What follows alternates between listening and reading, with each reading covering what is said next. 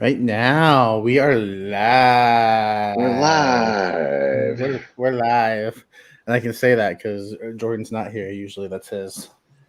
That's how he likes to start off. And we're live. And he's going to watch Well, us you know bang how the I like to microphone start around. off, Jacob Barber? I like to start off by going, "Happy birthday to you. Happy birthday, dear Jacob. It's Jacob's birthday today." So happy birthday, Jacob. As we're It recording this. is my birthday. Yes. 32 today. It's me. Hey. And I'm the old man. I just turned 36 2 weeks ago. Yay. Fun fact, it's also the 11-year anniversary of Edge retiring for the first time. So, Well, it's the 30. It was the 38th anniversary of WrestleMania. It's starting to get up into WrestleMania is starting to get up in those numbers like the UFC. When the UFC, I stopped caring about what number it was on. You know, it's like it's starting to get into where like, what was the main event of WrestleMania 33 or 29 or 27? I don't remember anymore. It's all a blur now. I was disappointed that because at WrestleMania 17, Bobby Heenan made a joke where it's by the time Iron Sheik gets to the ring, it'll be WrestleMania 38. It would have been awesome if they paid off that joke. Oh, that would be great if he just showed up and was walking to the ring, and then we just had him getting to the ring. Yeah, that's awesome. Talk about long-term booking. Oh, that would be the greatest long-term booking ever. Yeah. But yes, we are here to talk about WrestleMania 38. We're a little late on this, but you know, life happens, life gets in the way. But it just gives us more to talk about because now we can talk about the backlash or the WrestleMania backlash, should I say, as we are building to that. I am your host, Jacob Barber. I'm joined by Richie and Austin, and Jordan Owens should be here in a few minutes. He got held up. He was seeing Jane Silent Bob in the theater, which is pretty cool. So, you know, apparently he's got better things to do than hang out with us lonely marks. Yeah. Yes, we are the Lonely Marks. We are no longer a podcast about wrestling. Just to put that out there, we now. Well, I mean, and the title. epitome of that is what's Jacob Barber doing on his birthday? He's hanging out with a bunch of dudes talking wrestling. You know, I mean, that's the epitome of a 30-second, great 30-second birthday right there. Yeah. My life is so sad. You know what I did on my birthday? I worked. So, you know, I mean, you worked and then you didn't.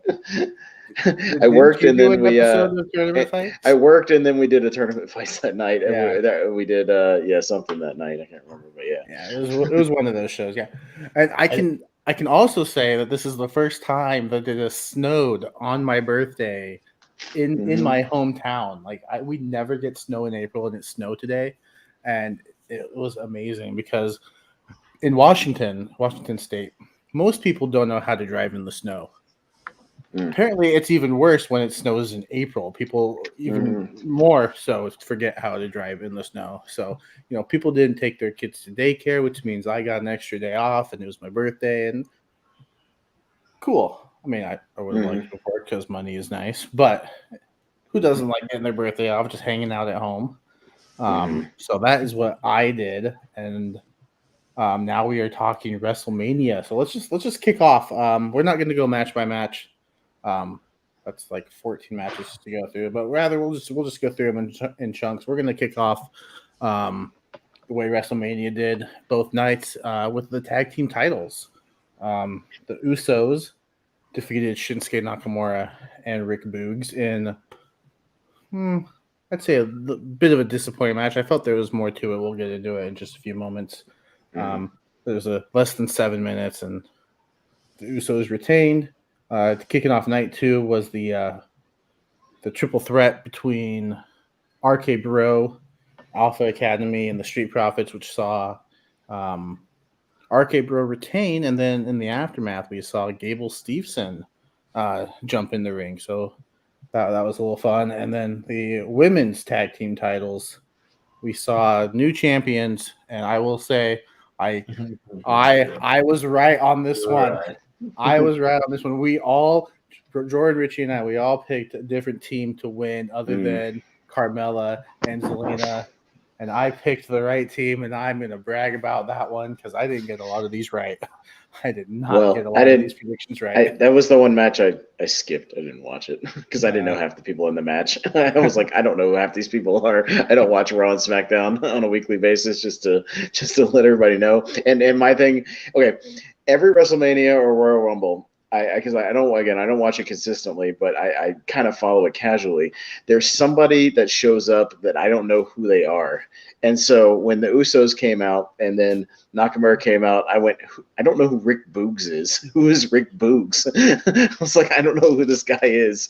And I was dumbfounded. He looked like Braun Breaker. They look exactly the same. And I was like, is that Braun Breaker? He looks like Braun Breaker and Rick Rude had a baby. Yeah. And so I was like, I don't know who Rick Boogs is. And the same thing happened about 2 years ago at either WrestleMania or Royal Rumble when Lacey Evans came out, and I went, I don't know who Lacey Evans is. Who is Lacey Evans? And it's just, if I don't watch it consistently, I just have those ones that slip through the cracks. So, and I didn't really get to know him very well because he blew his quad out like 3 minutes into the match. And we never saw him again. So that was disappointing. It was disappointing. So let's talk about that match first. The Usos defeating Shinsuke Nakamura and Rick Boogs. I was very disappointed, not because of anything that they could when injuries happen like that, it sucks, and you do what you can to keep the match going, but you could tell that Rick Boogs was hurt, and they did their best, but it led to a disappointing finish, in my opinion. What do you guys think about this match? Yeah, I am curious. It could have been pretty good. I'm curious to know if Usos were just meant to win anyway, or because it would have looked, if Nakamura and Rick Boogs, it would have been interesting to see if Rick Boogs and Nakamura could win. Like I could have seen them with the tag titles. But yeah, obviously they had to go straight to the finish. Yeah, I think it could have been a good match, but we would probably never know. I do like the fact that the Usos now use a 3D. Yeah, it's kind of cool. The 1D.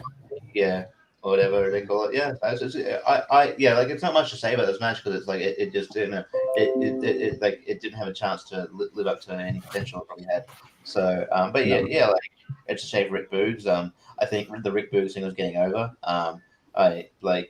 He's a really entertaining dude. So hopefully he has a speedy recovery and he gets back to Nakamura soon. Knowing WWE, they might break them up, but hopefully not. Well, I mean, even with that leg injury, it's funny because after the surgery and maybe a month later, you could put him back on TV in a wheelchair or something, and he could still play the guitar in the wheelchair. And I think it'd be kind of a cool gimmick if Nakamura pushed him out in a wheelchair doing his dance or whatever to the music, and then he comes out and plays the guitar from a wheelchair, and he pushes him around the ring, and then he can kind of wheel around and I could see even a funny gimmick if I was booking it, have him wheel himself around ringside playing the guitar while Nakamura is wrestling, and maybe hit guitar strings every time he hits a move, or something. I think that'd be a fun gimmick, and you could keep the guy on TV and keep him getting over. But knowing WWE, they won't do that. They'll just break him up and we'll forget about it, and he'll never exist again. But that's if I was booking it, I would still do something with him, and you could still get him over. So as a mouthpiece or as a manager, sort of a guy in a wheelchair, there's ways you can do it. But we'll see. Yeah. I mean, everybody needs a guy in a chair.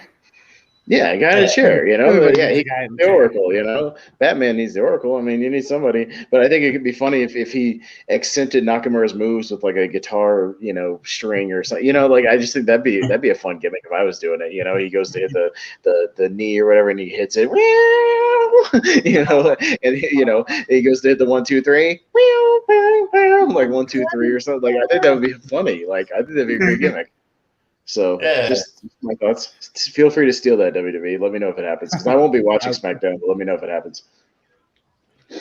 I was thinking the same thing, actually. You could still put him on TV.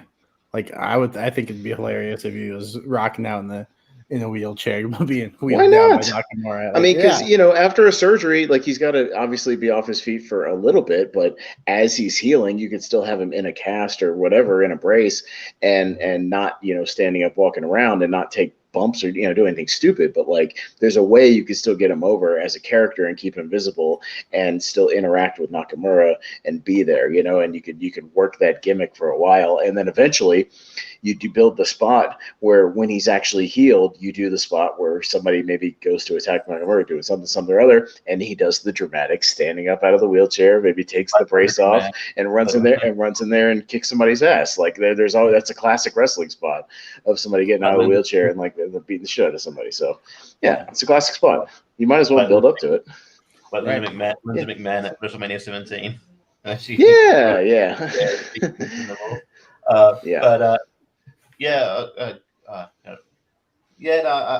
I do like that idea.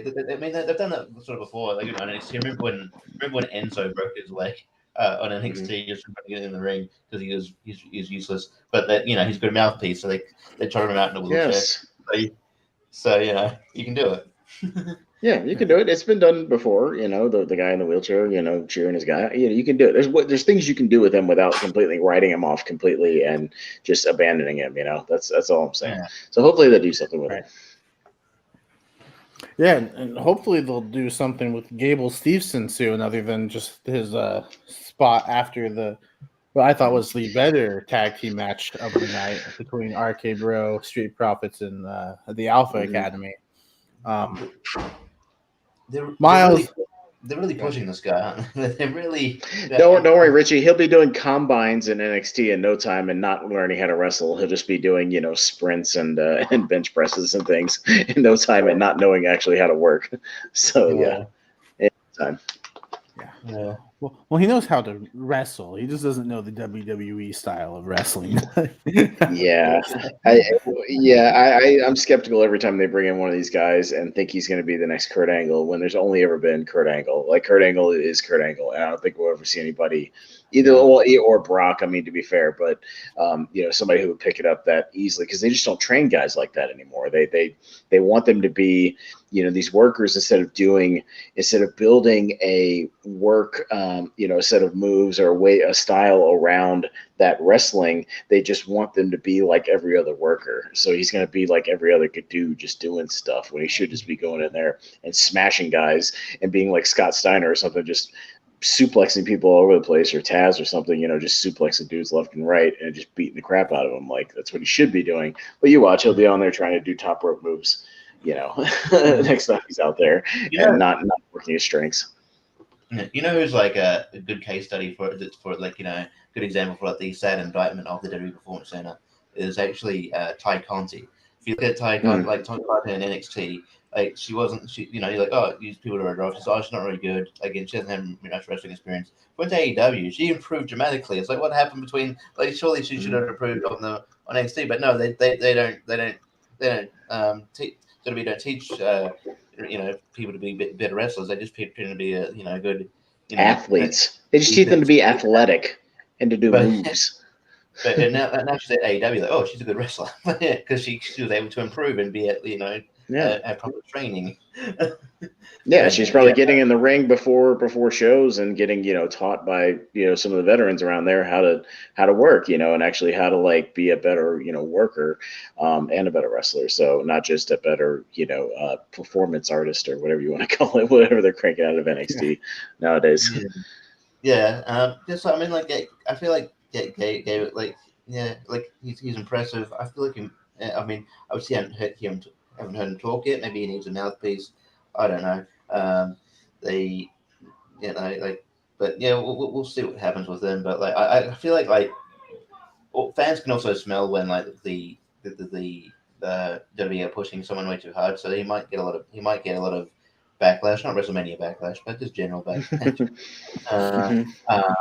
Yeah, like I don't know, just because you're the over push of someone, and they don't want happen with Roman who's his baby face. So, I could see it happening with him. And I could see it happening with someone like Braun Breaker as well, because when they like a person, they really like a person. They'll push. Yeah. I mean, it took him damn near 10 years to get Roman Reigns actually over from where he was in the beginning of the Shield to actually getting people to appreciate him again and not just get sick of him. So, it took a long time to kind of for the people to come back around on Roman from being just shoved down our throats as this baby face, and people telling him for years he should be a heel and just be an asshole, and people would like him. And I'm glad they've done something with it.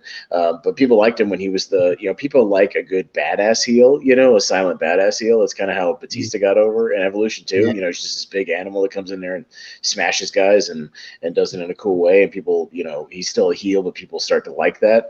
That's what people dig. And then when you turn him babyface, it can either work or not work. It's a gamble. It worked with Batista, but it didn't work with Roman. So it's you have to be careful with that. Yeah. So I think in regards to the tag title, man, it was fun. I guess like the RKO at the end on Chad Gable was pretty cool. I have a high bar of Randy RKOs, so it was still pretty cool, but not my million top 5, but I do wonder because Gable Stevenson, Chad Gable, how long is it until they change Chad Gable's name? Because they kind of treat Gable. Should we go back to Shorty G? Yeah. Yeah, but that match felt like an indie scramble. I mean, really, it felt like some indie opening match scramble thing from like Ring of Honor or something like that. It felt like they actually gave them 10. Here's 10. You guys go out there for 10 minutes and work a little bit, and then just have a crazy scramble at the end and just hit a bunch of cool spots. And they kind of let them just do whatever. So that's what it felt like. So it actually felt not like the usual, kind of 3-way, tag match or triple threat match. So it was fun. I liked it. Crowd got into it. They dug it. Yeah, I think it was a great match to kick off night 2. I don't even think Randy Orton had the best RKO spot in the match. I think Riddle, yeah. Riddle's RKO to Montez Ford was great. And I was like, I never thought I would say at WrestleMania that Randy Orton didn't even have the best RKO spot in his own match. That wasn't even the best spot in the whole match. I think Montez Ford jumping 80 feet in the air for that blockbuster off the shoulders was like a better spot than that. I thought that was incredible. Yeah. This match had quite a few good spots in my opinion. It was a fun opener, especially after that downer of Triple H leaving his boots in the ring and finally hitting like, oh yeah, he really is done. So. I feel like Montez is destined to be a singles guy. I mean, they like splitting out people, but they really like Montez. So I feel like Montez is sort of gonna be this maybe like at the very least a mid card guy, and Enzo Dawkins just gonna flounder. Unfortunately, hopefully I'm wrong because I like the Street Profits. Yeah, I hope they need to keep their good tag teams around. Like I can see them breaking up Riddle and Orton soon, because that's what you do with Orton.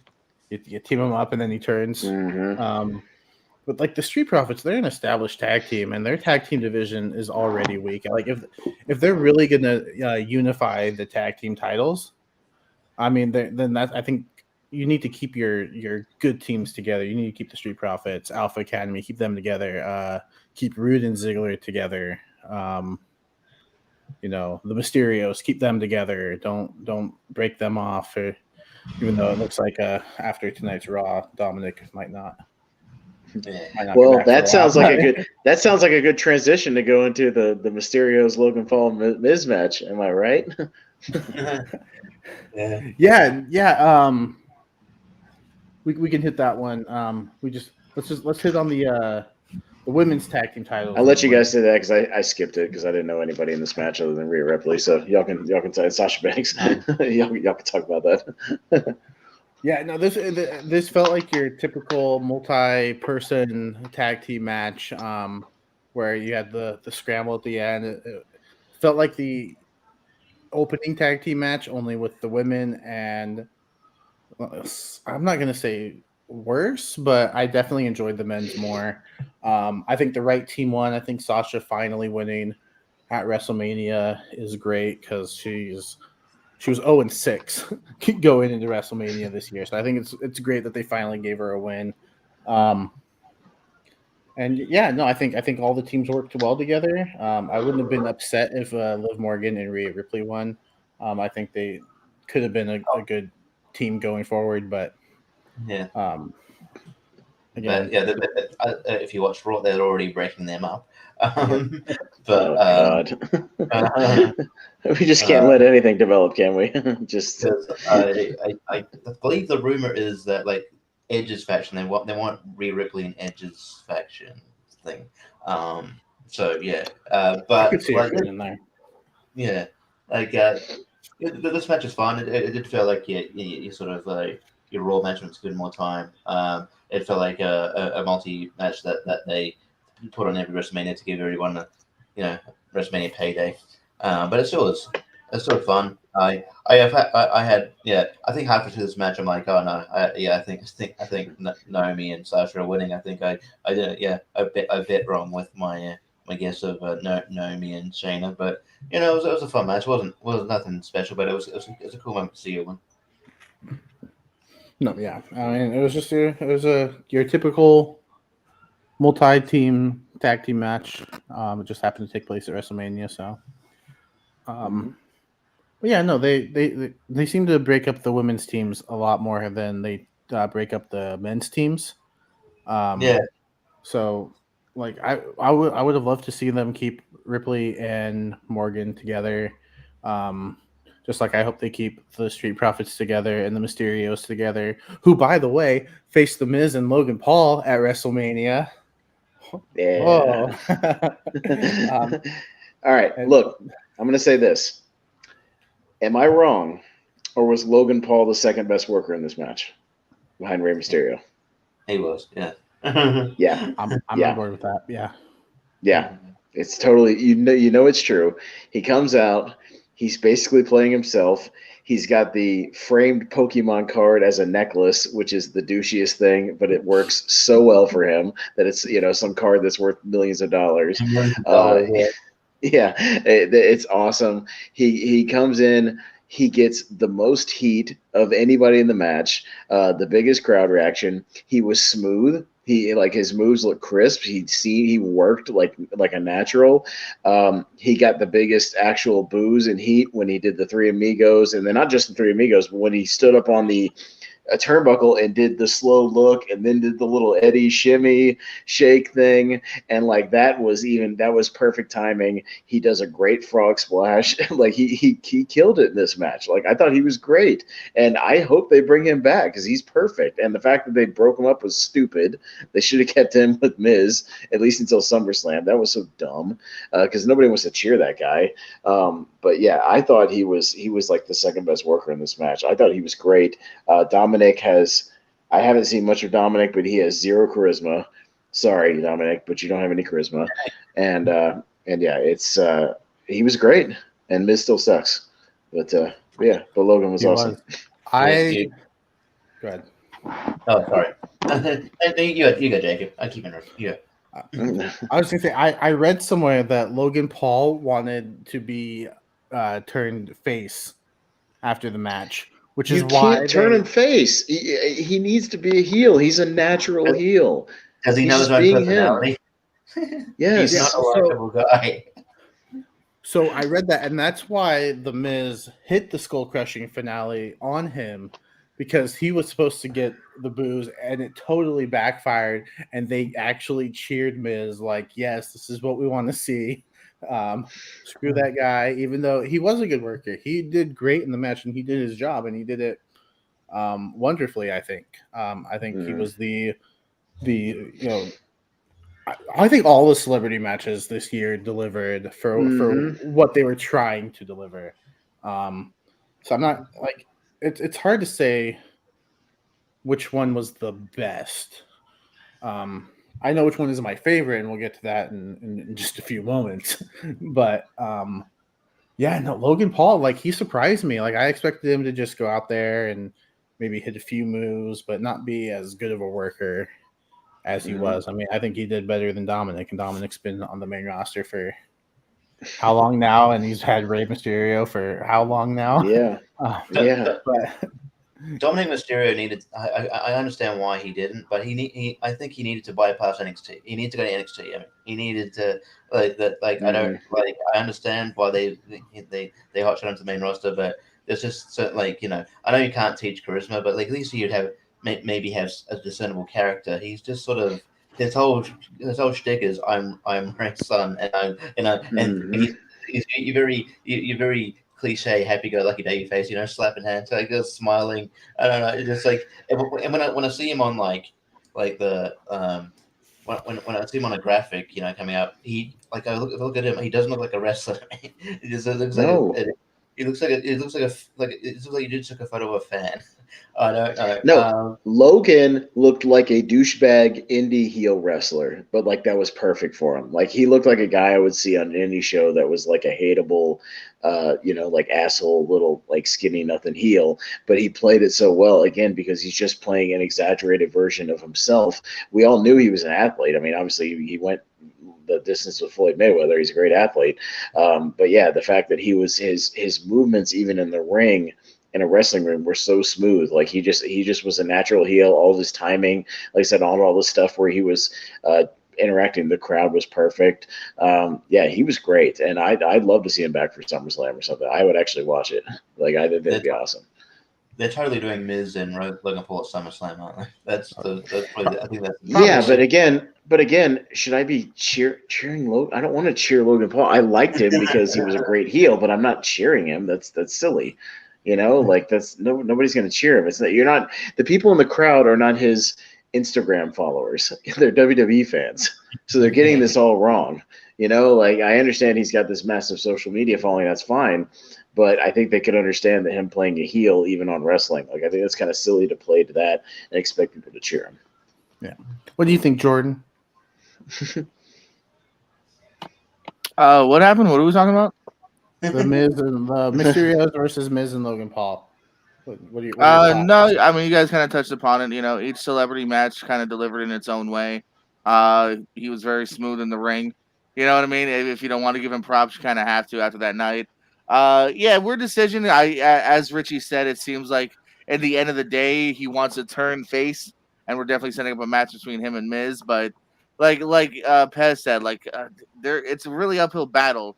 I think to make the majority of people want to cheer Logan Paul. So they're gonna try it. We'll see how it goes. But yeah, I actually don't mind seeing Logan again sometimes. So as much as I don't necessarily like him that much as a human, he was smooth in the ring, so you can't deny that. And I also agree about Dominic. I've always said, not in a mean way, but I kind of want him to get released so he could do like the indies, find a character, developed. You know what I mean? I wish NXT was like a touring brand again. Maybe send him there because yeah, he really is like he's fine. Can't say the moves usually are bad, but he's got no character, he's got no charisma. He's very much there. It's very much nepotism. If he wasn't somebody's son, there's no way he'd have the spot. So yeah. Yeah. So we had Logan Paul, and then we had probably my favorite celebrity match of the night. Probably my favorite celebrity match in the history of WrestleMania or in any of the pay-per-views. Yeah. Yeah, it's this match definitely great. Yeah. And that's Johnny Knoxville versus Sami Zayn. This match, I think it over-delivered for me personally. Like I expected to be entertained. Like absolutely, because you knew the Jackass guys were going to get involved, and you knew there were going to be shenanigans and whatnot. But the smile that was on my face from beginning to end was so big. Like I wanted this match to go an extra 5 minutes, and I don't think I said that about any other match from either night.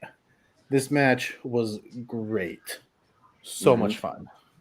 Yeah. It was everything. I'm sorry. Go ahead. You go ahead, Richie. Today. No, you're fine. You go ahead. Yeah, no, I think it had no business being as good as it was. I'm like, Sami Zayn, this seems like a waste of Sami Zayn, and yeah, but from the opening moment when I realized, what it would be, I'm like, nah, I'm here for it. This is a good match. It felt like a DDT match, like just in at WrestleMania, and it was really fun. The Wee Man being under the ring and doing the body slam. That was amazing. I was like, I was expecting that. And then Sami Zayn went on his Twitter later and said it was one of his favorite matches of his career. So yeah, it was really fun. Way to break characters, Sammy. Well, it's like a callback to some of these matches he used to do as El Generico, like back with like Delirious and stuff, or Human Tornado. These sort of like comedic matches that had good spots and kind of playing around with some stuff. But yeah, this match was perfect and exactly what it needed to be. It wasn't going to be some technical match. It was going to be Sami Zayn kicking Johnny Knoxville's ass for a little while, and then him making his comeback with the help of his traps and pranks and buddies from Jackass and all of his little wacky stuff he had set up beforehand. I'm amazed that the camera crew did not spoil the hand spot, like the giant high five hand spot from Jackass 3D. Yeah, like they did not spoil that because when it happened, it just comes out of nowhere. And even though they were fighting on the outside, with Wee Man, and then before that, we never saw it. I mean, I'm sure the live crowd did, but we never did on the screen. That was great. And yeah, every spot just built and built and built, and you could tell the crowd got into it as far as just going like, okay, what's going to happen next? Like, oh my God, this match is getting insane. It was like a funhouse match or something. It was like some circus act or something. It was crazy. But that's exactly what it needed to be. It should just be Knoxville doing crazy stuff and all the guys getting involved in their own little ways. Dude, when Sami Zayn kicked Wee Man right in the nose, like, oh my God, he kicked the shit out of him. Jesus Christ. But yeah, Knoxville took good bumps here. He sold well. And yeah, I think the crowd, you could watch the crowd throughout the match just getting more and more and more invested to where it finally got to the end spots and they didn't know what was going to happen next and they loved it. So I loved it too. I thought this was amazing. This is fantastic. Supremely entertaining. I do have some sad news though. If you call Sami Zayn, it no longer works. Not even a voicemail. So pretty sad that gimmick is over. I will still call him from time to time though. Is that all you have on the match, Jordan? No, it's been said already again. No, again, they were really smart about building these matches, I think, correctly. This was a mini Jackass episode in the middle of Mania, and that's when wrestling is best, is when you have a little bit of everything.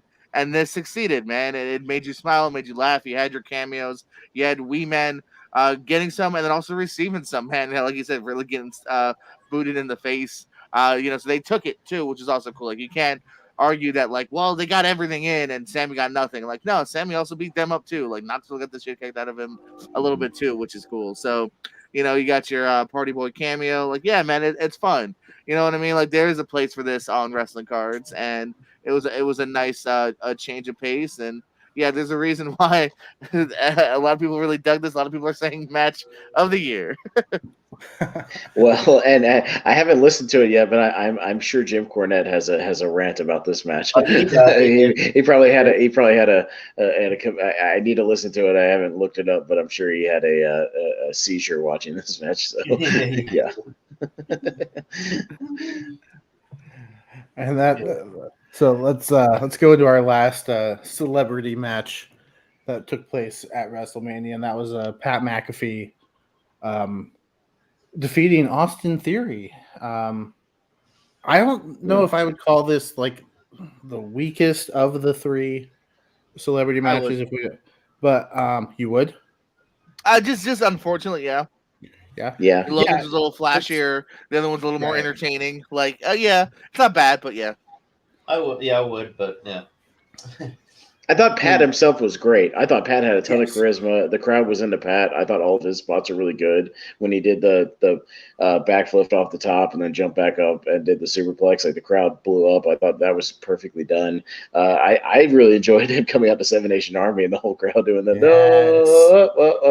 Like I thought that was great. But unfortunately, again, they killed it right afterwards, like they always do. Like Pat gets over huge. People love it, and then he loses to a 76-year-old Vince McMahon via a football to the gut. Like it's the stupidest thing. You kill your stuff immediately, and it was like total wrestle crap, like nonsense. Like right afterwards, like I cannot believe that they did that. Done without the match part with Vince. Yeah, they can tease it, take off the shirt, and then Theory and him can beat him up. cue Stone Cold. I don't Exactly. Why did you have to have a do. match? They could come in Yeah. there, beat him up, hit, get the heat on him, maybe even grab beers, drink beers, pour beers on him, cue the glass break, You cue do Stone everything Cold but the saving the match part. day. I just don't get why Yes. defeating that moment and why does Vince need a win and Mania and kind of taking the wind out of McAfee's sails and the fan sails. Mhm. To lead. You didn't have to lead to the stunner to get there. But if you listen to Pat McAfee on his show, the match with McMahon was unsanctioned. It wasn't a real match, so he's still undefeated at WrestleMania. Yeah, but he's not. But he's not, though, because there was a referee that made a 3 count, and Vince McMahon made it a match because he's the CEO. It was a match, Pat. Sorry, you lost at WrestleMania to 76-year-old Vince McMahon. One of the funnier moments, I don't know if you caught this, is like so like Vince is in the ring after defeating Pat, but then Austin Theory's music hits, and then Vince gets caught off guard and thinks that and like obviously Mrs. Spock, he's expecting the glass shatter, but he thinks Austin Theory's music is that thing, so he's like but it's just Austin Theory's music. Yeah, and I called that right away. I was like, why is Vince freaking out? And then sure enough, glass shatter. Oh, that's why, because someone got fired in the music booth or Vince screwed up. Yeah, like I think Pat McAfee is one of the better things to come out of WWE in a couple of years. I think he's endlessly entertaining. I think like he's reinvigorated Michael Cole. I think that their chemistry is really good, and like he makes me like I've never been a fan of Michael Cole, but I think like he's made his commentary better. He's even said it himself, and yeah, he's a generally. Like, he could be a very competent wrestler. He trains, so like I hope they do more with him. Like they've got money with him if they want to use him right. But yeah, I wouldn't have had him beat Vince. But yeah, I did like at the end when he like Austin stunned him and he still was drinking, and that was fun. There, so I was like, yeah, he gets it. He's one of those dudes. I think like Logan Paul and like Joey Knox. I think like they chose the celebrities right this year. They're just people who just get wrestling. You know what I mean? Mm-hmm. So yeah. Mm-hmm. And I don't think Michael Cole got enough credit for his role in the feud. Like I think he was great. The way they used him, like trying to calm Pat down and just being his friend, and then on commentary during the match, just getting excited and like, I know I'm supposed to be unbiased, but it's going to be really hard. Well, you know why he was so good probably in that match? Because he didn't have Vince McMahon in his ear telling him everything to say every 9 seconds, because he was already out there, walking around, and he couldn't give him commentary notes. So he's actually like, more of himself. And I don't like Cole either, but I actually found myself somewhat enjoying him and Pat's chemistry like throughout the night. Like I thought they were pretty good together, and Pat's a lot of fun because he seems like one of those regular wrestling fan guys who they're letting get away with just being like a wrestling fan on commentary. And it's like, because Vince likes him, I guess. So, he's letting him kind of be more of himself. But yeah, like I thought most of the segment was fun. Again, I'm with Owens as far as you could have just had them jump him, try to humiliate him, and then have Stone Cold just come in for the save. It would have been much better. But yeah, rather than having an actual match, like I thought it was ridiculous because Vince McMahon's never been a good wrestler ever, and he's never taken a stunner well either. And certainly did not tonight with his stunner. Jesus Christ! Oh, good God! It's one of all time. Even Stone Cold just had to laugh, like he still can't get it right. Like he's never gotten it right. Linda McMahon took a better stunner than he did. Donald Trump took a better stunner than him. Yeah. And that was horrendous with no contact. So yeah. I loved the way Austin Theory sold the stunner. I think that was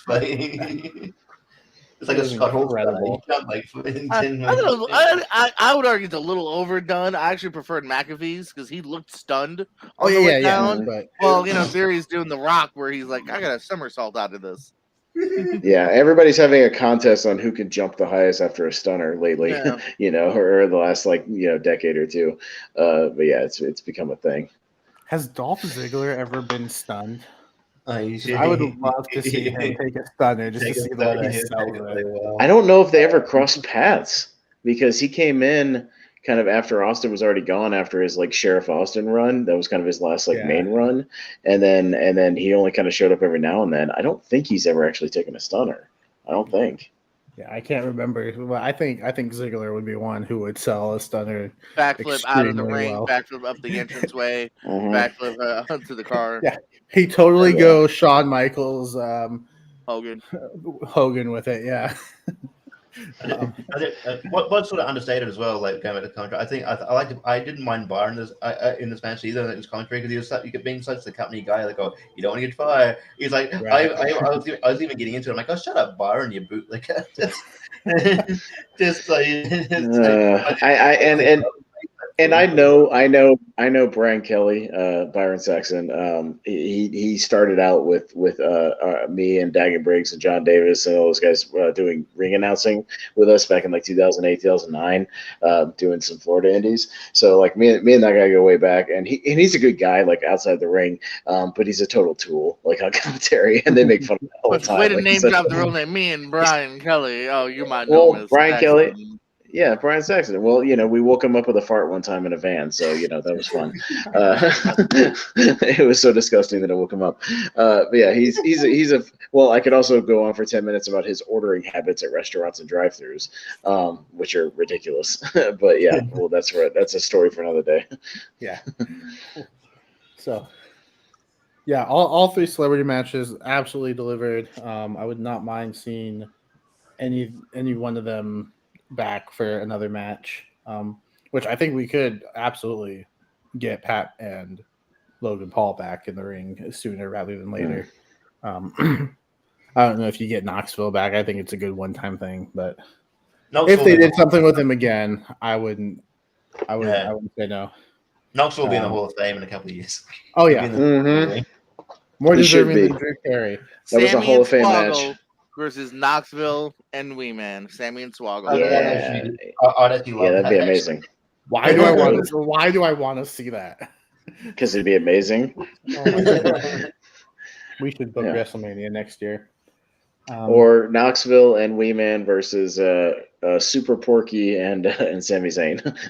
I think Super Porky passed away. Did he pass away? Yeah, he might have died there, Pez. So damn. Well, I'm sure there's another guy doing his gimmick down there in Mexico somewhere. I don't know. I don't follow. Why aren't you giving the booking to Hoggle? What's your problem with Hornswoggle? Are they gonna hire him back? I thought he talked shit about them too much. I don't know. He's been pretty smart. I've never heard him talk shit at all. Mm. No, just because of the vision of it, because he does look like. I want to see AJ Styles team up with Hornswoggle because they look the same. It's weird how similar they look. They both had the soccer mom haircut. Yeah, I mean they did that in TNA, didn't they? They had Hornswoggle come out. Yeah, he came out. AJ Styles. Yeah. Oh my God, he does look like he has the same haircut as AJ right now. Holy shit! Look at that. It's AJ. It's same guy. I didn't realize that. That's amazing. He looks exactly the same. Jesus, mini AJ. He needs to come out with the gloves and the vest and all that shit. Speaking of hair, you know who has great hair? Bianca Belair, who defeated Becky Lynch for the Raw Women's title. This was probably I go back and forth between this and the Rhodes Rollins match as my favorite match from night one. I think this match was incredible. I think it started off a little weird. I think they, all the near falls. I think it didn't work for me personally. Maybe it worked for others, but once they settled down and really got going, I thought this match was incredible. And I think the false finishes in this match worked. They got me a few times. And man, the crowd was so into it. Bianca Belair is so over. She has become the only woman to win the SmackDown and Raw women's titles at back-to-back WrestleManias. Remember that, Jordan, for future trivia episodes. But Jordan, we'll go to you first on this one. What did you think of the Raw women's title match? Like you said, I've bounced back and forth between this, Cody, and Rollins as far as match of the night. I've thought about it. I'm going to give this match of the night for night one. I think there's a little more juice to it.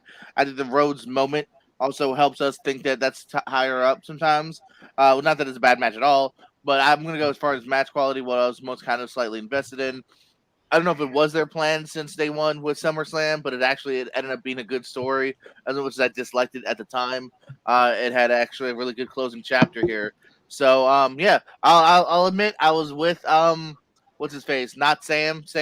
I wasn't super high on Bianca at first. I thought she was fine.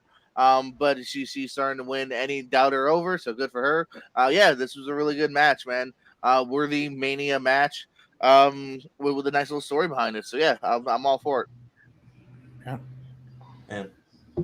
I thought this match was fantastic. I think it is one of the better matches of both nights actually.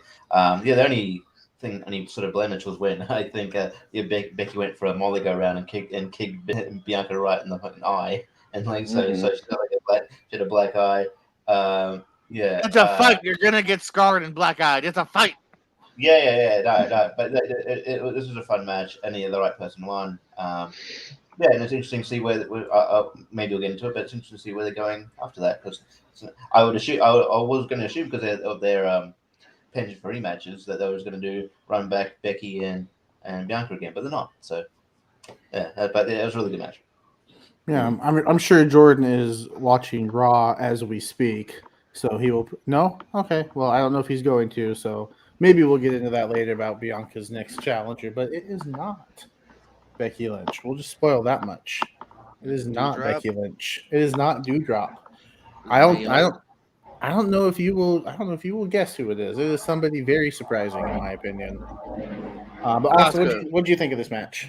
I thought this match was good, but everybody made it out to be like the match of the night. I didn't think this match was that good.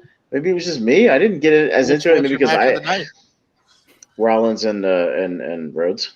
But yeah, I mean, entertainment wise, it was probably for me personally Knoxville and Sami Zayn. Entertainment wise, of all the WrestleMania, I was most entertained by that match. But the best work rate was probably Rhodes and Rollins. I thought this match was good. I didn't get into it as much as everybody else did. Maybe because again, I don't watch the product terribly consistently, so I didn't have that investment in Bianca Belair, especially when I saw the video package and how they beat her in like 20 seconds. I'm like, wow, that's a way to kill somebody's shit like instantly. Good job, WWE. You did it again. And then all for, some dumb storyline and make her look horrible. But yeah, I thought it was fine. The match was good. I put it personally on par with the actual work rate of Charlotte and Ronda Rousey, which people crapped on it only because of the finish, but I thought the work rate in that was just as good. For me personally, I think that one looked more like a fight. But yeah, I still liked it. I just didn't think it was like the best match ever, like some people kind of hyped it up to be. Yeah, no, I can understand that if you're not invested in the people in the match, I can see you not enjoying it as much. So I can definitely understand that. Then yeah, you bring up Flair and Rousey, and that's the other women's. I'm surprised they had both women's titles matches on the same night. I thought they would have split those up. But yeah, I agree. That was weird to call. And I thought Flair versus Rousey would have been like the main event, the last match of the night, but it wasn't. If you leave Dirt Sheet, she was upset, but maybe she wasn't about that. Well, she didn't deserve it, so good. Be upset. Yeah. I am surprised a little bit that Ronda Rousey didn't win. I thought they were building her up to win, but of course Charlotte Flair wins when she's not expected to win. I'll be honest, I was taken out of this match for a few minutes because my stream decided to freeze and I had to restart the stream on my TV. So I don't know if that did it. Maybe I need to go back and rewatch the match. I haven't done that since, so I don't have like full thoughts on this match. I thought the finish was interesting. I don't know if this is a feud I wanted to see continue. I thought it was a good feud to end at WrestleMania, but it's not. Richie, what are your thoughts on the Flair and Rousey match? Yeah, I thought this match was a bit clunky, but we expect Ronda to be this fantastic wrestler, but she just she came in due to her star power and she's still sort of learning in there, and Charlotte's a better person to learn with, but I just didn't think that. I saw they were off on a few spots. I didn't actually hate the match as much as other people, but yeah, yeah, but I thought it was all right for what it was. The finish surprised me. It's interesting that they didn't really kind of they didn't really kind of mention this a lot. I think Pat McAfee did, but like it's interesting that the referee was Little Nate, Mhm. Charles Robinson, and like Bias. and how like yeah like his sort of like get him getting in the way of a spear cost Ronda the match. I don't know if he's good. I don't expect WWE to follow up and actually make him a character like they didn't go to CW, but it'd be interesting if they did because like it was interesting that his invertent interference kind of cost him the match. But like yeah, it was I didn't and like she really like wins the match with a big boot, so it was surprising. But it was look it was fine. I thought I was expecting a bit better, but yeah, it was alright. And before we go to Austin, I just want to say, if you're wondering why we changed the title of this podcast from a podcast about wrestling to The Lonely Marks, just watch Jordan playing with wrestling action figures while we're talking, and you'll know why. So, Austin, your thoughts on the Flair Yeah, Rousey match? I kind of dug this match only because I think the clashing of styles. Like I felt this was like more of a fight. I just think the crowd didn't know quite what to think of it when Ronda's doing like these judo throws off the top rope and like these kind of weird, just kind of spots, that I'd never really seen before, where she was incorporating like that sort of judo style with like wrestling spots. I was kind of into it, but like I guess the crowd really wasn't, so it hurt the match a little bit. Yeah, I mean the them doing like a ref bump spot was weird, and I think kind of unnecessary for this. Like I think you could have just done something where maybe she escaped out of it, or maybe pretended like she broke the arm. But like I don't know, I think there was a way you could have done it differently, and still done something. I'm not as mad about like a big boot finish. Tess used to do a big boot finish. Like so what?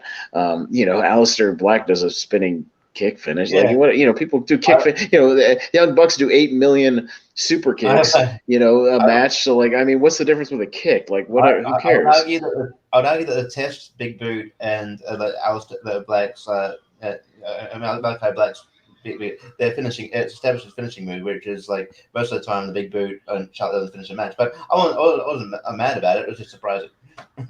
Yeah. I mean, but I don't see why a running kick from a very large female wrestler square on the jaw would not knock somebody. I just don't see that as unplausible as everybody else thinks it is. After maybe it was a callback to Ronda Rousey getting beat by a kick from what's her name, the girl who knocked her out with Holly Holm or whatever. Yeah, so I mean, maybe it's like a kind of a throw to that. I don't know. But yeah, so I thought this was fine. I just think the crowd wasn't as into it because they were just tired of seeing Charlotte Flair. I think they're kind of over Charlotte Flair at this point. I think she's starting to get like X-Pac heat a little bit, like kind of was back in the day, where they're just tired of seeing her be like the person for the last 10 years essentially. And it's they're just ready for somebody else, I think, and it's just one of those things. It's unfortunate because I think I still think she's a solid worker. She's just weird to look at because she's had so much plastic surgery the last 5 years. She looks weirder and weirder every time I see her. Like every time I check in on WWE every couple of months, she's had another cheek surgery, and I'm just like, you're starting to look very strange. Like, stop, stop. I just like I think the problem is like Charlotte and Ronda are both very divisive because there's a lot of people, there's a lot of to and fro on Ronda as well. So if you combine them both in a match where people don't really kind of sick of both of them, that's what you kind of get. But I like the crowd reaction, but I don't know. I think the placement on the card also kind of hurt it a bit because it followed Becky and Bianca, and then it followed Cody and Seth, and both of those matches. Yeah. So I think maybe if you put like Drew and Corbin in this spot, because I don't think that match is quite the quality of. I don't think anybody's going to say that match was the quality of Cody and Seth. I mean, sure, the spot where Drew kicks out of the end of days for the first time is a cool spot, but I think the match as a whole, and he did the thing with the rope, so it would have given the crowd time to, cool down a little bit. Maybe they're into the Charlotte Rousey match. I think the placement on the card kind of hurt it. But Joy, what do you think?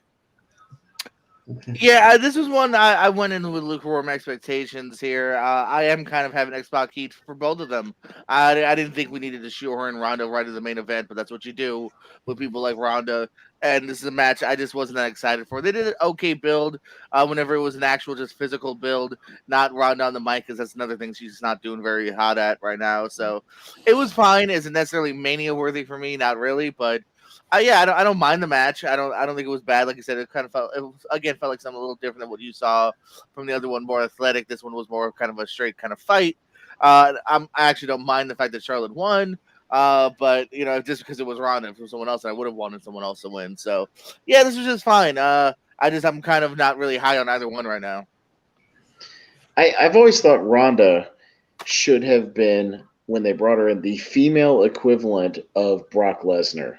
She Like with a female equivalent of Paul Heyman as like a person that kind of sicks her like a dog on other people to go break limbs and throw girls all over the place, and is used as like this weapon. You know what I mean? That gets sicked on people. Like, she should have had. I don't know who would fill that role as the mouthpiece, but somebody who could portray that, like sort of a female version of Paul Heyman, who could be like, this is Ronda Rousey, UFC women's champion who smashed people, left and right. And when he sicks her, on other women, goes in there and breaks their arms and breaks their legs. Like, I mean, break leg, whatever, do the stuff, but, where it's dangerous to get in the ring with her, much like Brock.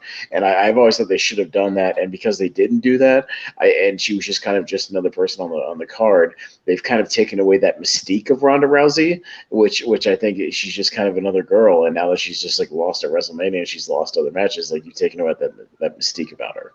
They should have done something differently.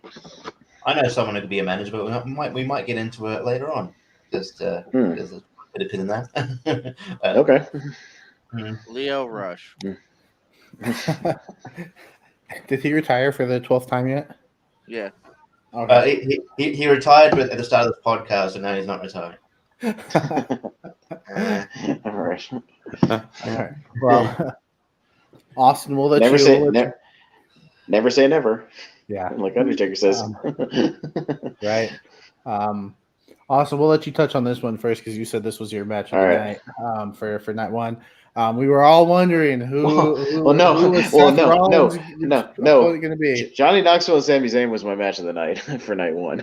Okay, now as far as an entertaining match, on night one. Was that night two? I get them mixed up when these two night fucking stupid WrestleManias. Yeah, that was night two. 2 nights in a row.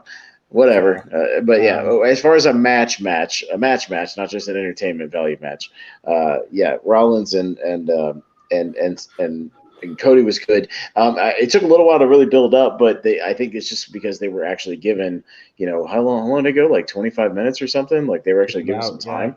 So I think the crowd was more, used to something going a little shorter. So when they actually took their time and had a kind of a deliberate pace, like I was into that. And by the time it like really built, and both those guys kind of did their fun spots. And I thought Rhodes, just doing the triple, crossroads at the end was fun, after kind of he had tried out a lot of other stuff. I loved the combo that Rollins did with the Falcon Arrow into the curtain call. I thought that was great. That was an awesome spot. And I still love when he teases the Phoenix Splash, but he doesn't always hit it, because he always had a really good looking one. But yeah, I thought this was really good. I just hope they don't screw up Cody, 6 months from now, if he's, in a mid card, going after the 24/7 title, we'll be talking about that. But, we'll see, because I don't know if they'll let Cody be Cody for very long. I don't know. I'm skeptical. So we'll see. There's more at stake for them not to screw up Cody. Like, for one, they're paying him a lot of money. They're paying him a lot of money.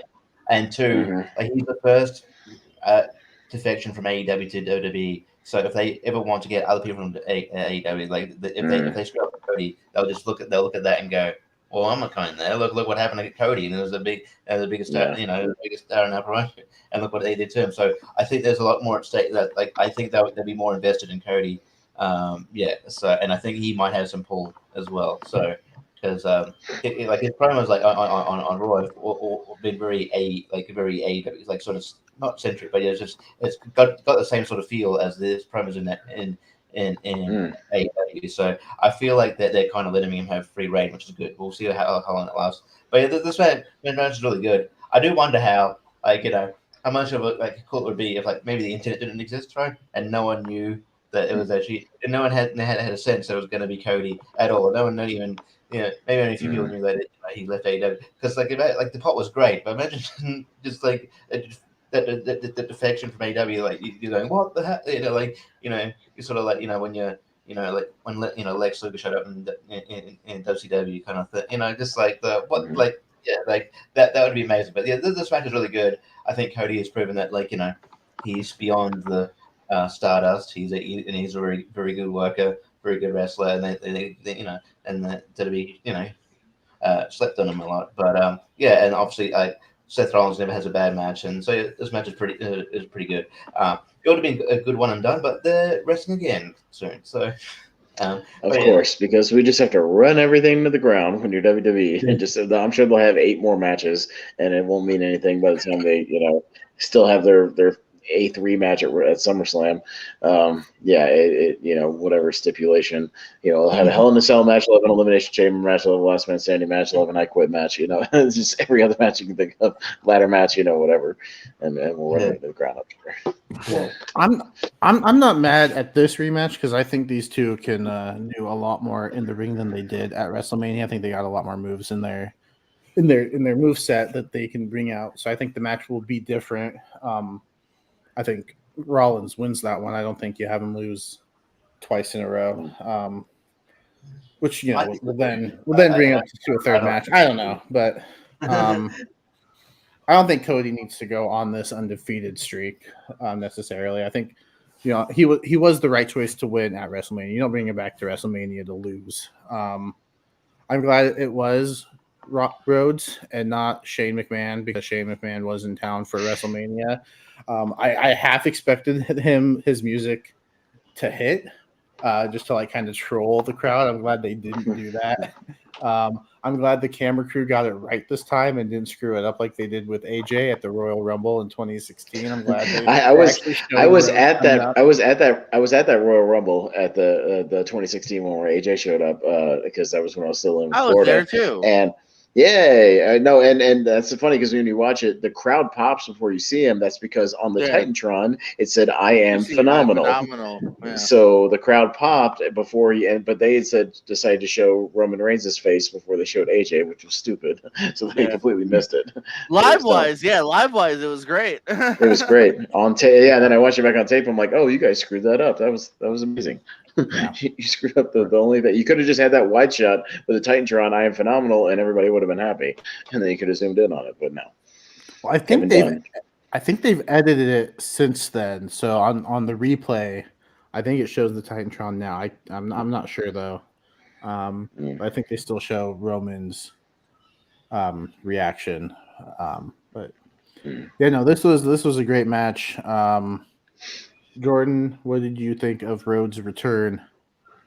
Yeah, man. First of all, it's really interesting the time we live in. If you had told me this, like a year ago, I would have said, no way. Cody's not leaving AEW for life. But it's interesting. Yeah, first major guy to switch over here. Horribly kept secret, kind of like a CM Punk in AEW, but it was kind of fun knowing that it's him. Probably right. It's got to be. Or is it going to be Shane? Or is there going to be a letdown? Who knows? Maybe someone could have fallen apart at the last minute, but finally his music hits. He's got the AEW music. He's even got that first line, audio line before the music hits. It's Cody. It's AEW gear we've seen. So yeah, it was cool. It was a good match. Gave a good amount of time for these two to go out there and have a really good match. Also plugs to Rollins, man. I want to give him props too, because I think he's been one of the consistently most entertaining guys in a while. I like this new Drip King, even his entrance. You can tell this dude's having fun, and I think Rollins is super entertaining right now. So I want to give him props as well. I do wish we were going on to something else, just because it's Cody. I want to see him fight more people, man. He's here in WWE. Cool. Do we need to do Rollins again right away? But it is what it is. Not that it will be a bad match though. So Roddy versus Roman to SummerSlam. Obviously you're leading to Cody for sure getting a match. I could see them definitely waiting until at least SummerSlam. which would make a lot of sense. We had Cena last year, so SummerSlam they do like to pull out something big. So yeah, I'm down for it, man. Interested to see where it goes in the future. And this is a Mania match. This is a fresh match we've never seen. Maybe we saw it back in the day in like tags, maybe even a singles at one point. I'm not sure. I have to fact check that. But as far as anything recently, this is a fresh, cool match. And yeah, definitely worthy of potential match of the night. Right, like I said, right up there with the women's title match of Bianca and Becky. Yeah. Mm-hmm. I was worried that they were going to do a hot shot Roman and Cody straight away for maybe WrestleMania Backlash or whatever, but it looks like it might be that spot might be going to Nakamura out of all people. So I mean, it'll be a good match, but obviously Roman's winning that. I wonder if Nakamura is like a plan B, like, hey, we don't have anything for you now because you don't have a partner, and we'll push what we did have back a couple months to like Money in the Bank or whatever, and we'll give Nakamura the WrestleMania Backlash match. I could see him having to like defeat one of the Usos to earn that match, though. Like, I don't know. It doesn't make sense for him to like just get the first shot after being pinned at WrestleMania. So, like, hopefully they make him earn that, and it's not just, oh yeah, you can have the match. But real quick, it's SummerSlam's in Nashville. It's only 5 hours from me. Maybe I'll go. We'll see. Maybe we'll see. So real quick before we get to the main events, let's hit on the other matches. Just real quick thoughts on Drew McIntyre and Happy Corbin. Drew kicking out of End of Days for the first time. This is the epitome of a non-Mania match, man. We've seen these two fight before. I'm not going to shit talk Corbin too hard. Obviously, they're high on him, and it's not like his matches are bad. But this just felt like this could have been a Backlash or SmackDown match. Like, I just wish there was something more interesting for one of these two. Even if I don't know, man. Like even if they had done something like maybe putting a title on one of these two, like a US or an IC, because those were left off the card, just something to juice this up. Because otherwise, this met my expectations, which was meh, and this was this is fine, but there could have been so many more worthy things on this card. Yeah, like I was so disinterested in this match that when McIntyre kicked out at the end of the days, it didn't like hit me that he's the first person to do it, and it's like I mean that's cool. That's literally the most noteworthy thing out of this. I was just like, he kicked out at the end of the days. It didn't clue to me that he was like the first one to do it. I was like, okay, cool. But yeah, like it was a match. It was a SmackDown match. Like it was just not like it was not. It shouldn't have been on the card. They wrestled each other heaps of times before. And then no, I think the sword thing is kind of lame. Not gonna lie. I think that he's not going to be able to use it. It's like a sort of and then just cutting the ropes. I'm like, okay, cool. I keep waiting for him to use it like Triple H would use a sledgehammer, like put his hand over the end of the sword and like stick him, and then shove it in the gut. That's attempted murder. Yeah, right. Yeah, him using a sword after a match. Yeah, wouldn't that be? Yeah, if he actually cut him. Yeah, is he trying to actually cut limbs off? Like, yeah, it's silly. But yeah, this was a SmackDown match. It was whatever. I think the best thing about it was Drew's entrance with all the fire and the sword. Like that was cool. But other than that, yeah, whatever. I hadn't heard Drew's new music, so I thought his music was good. I don't know. Yeah. And he bring Jonathan in the comments brought up Cody versus Reigns at SummerSlam. I wouldn't hate seeing McIntyre and Reigns at SummerSlam. I think that could be a good if you don't want to give Rhodes that match, this soon. Like it'll be like 6 months into his return. I don't know if you build him up a little bit more. I don't know. I'd love to see McIntyre get a shot. That's what I thought they'll go for the next pay per view or Money in the Bank, but they went with Nakamura. But I thought maybe it would be McIntyre and then it'd be Cody. But it looks like it's going to be Nakamura, which is fine. I like Nakamura. Or since he's got both titles and he can face anyone from Raw or SmackDown, I wouldn't mind seeing Lashley versus Reigns at SummerSlam. After Lashley defeated Omos on night 2, a very surprising result in my opinion. I did not think Lashley was going to win. I thought he was going to get close. I thought they were going to have false finishes, but they were building up Omos as like this unstoppable guy. And he loses at his first WrestleMania. I thought it was surprising. I very much welcome it. I am very much a Bobby Lashley guy. I'm excited to see where he goes now without MVP as kind of like this face character now. But the match itself was it was two big guys going at it. I think is your typical, um, big guy match, and Lashley delivered. I think Omos did his job the best he could. So I'm not going to write home about this match. I'm not going to say it was a great match, but it wasn't a bad match in my opinion. What do you guys think? Has it ever worked where the big giant bodyguard guy of a dude breaks off into a singles career and is a good wrestler? Has that ever worked? Ever? Diesel? Like Braun He's not a good Strowman, wrestler. He was world champion. I guess he didn't have a good career. I mean, Batista was technically Deacon Batista when he came in, which is a horrible gimmick, but then he didn't break out till Evolution. But I mean, let me rattle off a few, okay? Tyson Tomko as Christian's bodyguard. No, doesn't work. Hey, time will tell on him. Hey, Ezekiel Jackson as Spanky's bodyguard didn't work. Hey, So he was the last ECW champion, so yeah. And then Omos as AJ's big bodyguard guy, like when breaks off and becomes a wrestler and sucks too. Like, has this ever worked? Like, I feel like these guys who are these big dudes who start out these bodyguard things should just be the big dude who comes in and hits the big move to help the other guy, or like comes in and is just that intimidating presence or whatever. Like when you actually have them start wrestling, I just think it never works.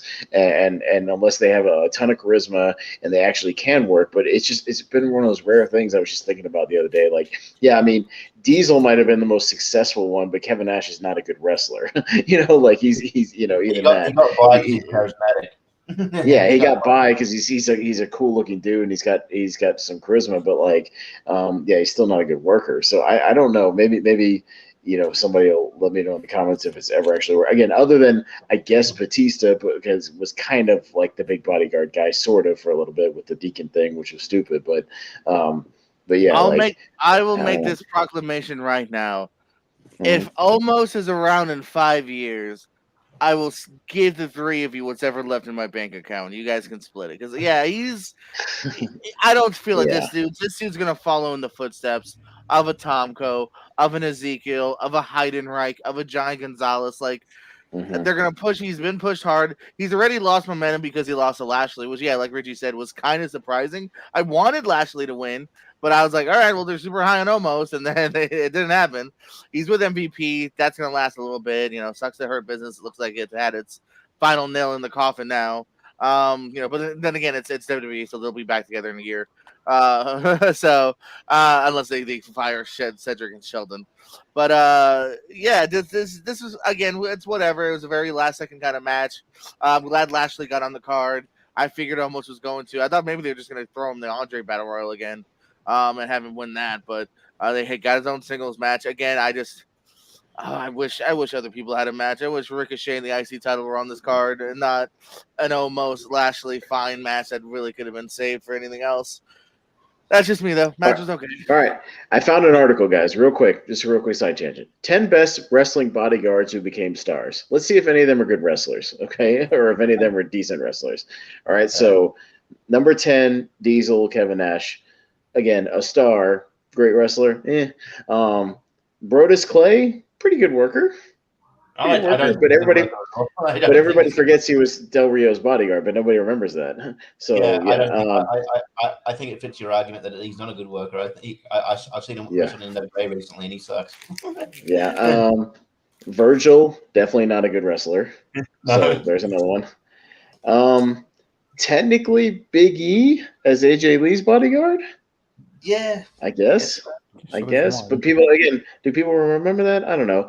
Luke Gallows, good bodyguard for CM Punk, I guess, good worker. So maybe that works out.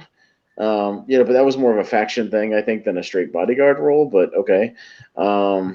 It says test for, I guess when they first brought him in, that was like his gimmick for like a week. 3-minute warning. Eric Bischoff's kind of Sick'em bodyguard sort of guys. Not really. Again, Ezekiel Jackson, no. China as Triple H's bodyguard, okay, but she wasn't a great worker either, to be honest. And again, number one is Batista because he was the only one that turned out to be a decent worker. So I mean, I think my theory is almost spot on, maybe with one or two exceptions. So yeah, this just never works. Well, I think in the case of Big E and like the Gallows is that it wasn't I guess they were bodyguards technically, but they were more just they were a tag team partner. Like Dolph and Big E were a tag partner. So he was wrestling. He wasn't just his primary function wasn't just as a bodyguard. He was a wrestler. And then same with Luke Gallows. Like Mr. Hughes? Come on, no.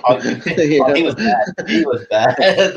Again, these big imposing guys, but like they never turned out really to be great workers for the most part. I understand a few exceptions, but for the most part, it just doesn't work.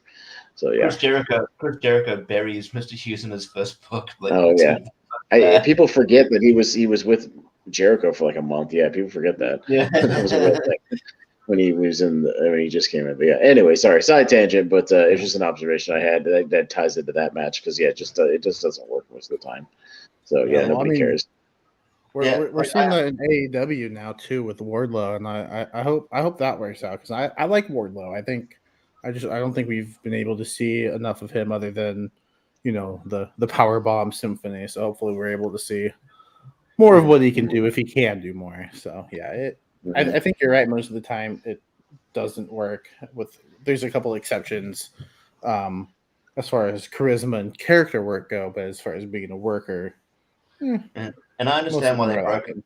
I understand why they broke away MVP from Bobby Lashley. Obviously there's I think there's far more issues with Omos than can be plugged up. But having MVP, wouldn't hurt. But the thing is, Bobby Lashley's never been a good talker, and if you watch Raw this week, he's now lost that part of it, and it shows. And I don't know. I think MVP was a big reason why Bobby Lashley was over, and made me interested about Bobby Lashley for the first time in years. So I don't know. It'd be interesting to see how it goes, but I wouldn't have broken them up to be fair, honestly.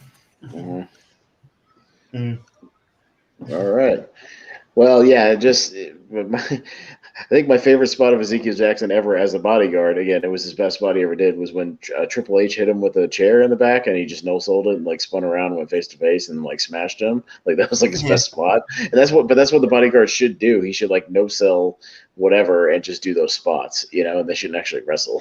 They should just, do something on the outside, do something after a match, do the face-offs, in the back, when the main guy is talking shit and the other guy comes back and does it. Or a tag team with AJ do the heavy lifting and then, a couple big moves. But just when it's now solo and the most they can do solo is bad. Matches. You're exposing them needlessly. It's we now know this person's not a good wrestler. Yeah. I'm just disappointed that they got 6.5 minutes when Sheamus, Ridge Holland, and the New Day got less than 2. I think every WrestleMania entrance was longer than this match. Every single one of them. Mr. McMahon had a longer match than the New Day. McMahon had a longer match than and Ridge Holland. What I absolutely hated is because I went to it in the first night they got cut, but then and then the second night it's they had 2 minutes, but there was so many things they could have they kept replaying stuff from night one. I'm I've seen it. They did the Hall of Fame shit again when they could have given that 5 minutes to the Sheamus match. They did the Hall of Fame again. That was stupid. That is the most egregious. Why would you do that both nights? That's dumb. It's not like you look at it and go, well, yeah, they kept a tight show. They did the Hall of Fame again. They recapped the feud. In case you forgot that they destroyed Big E's vehicle and then the suplex. Cut that out. Cut it out. You're telling me you couldn't shave off time? No, you could have. I don't know. This was a weird decision, man, to have them in the Big E tribute gear, which is a nice touch, and then to not even give them 5.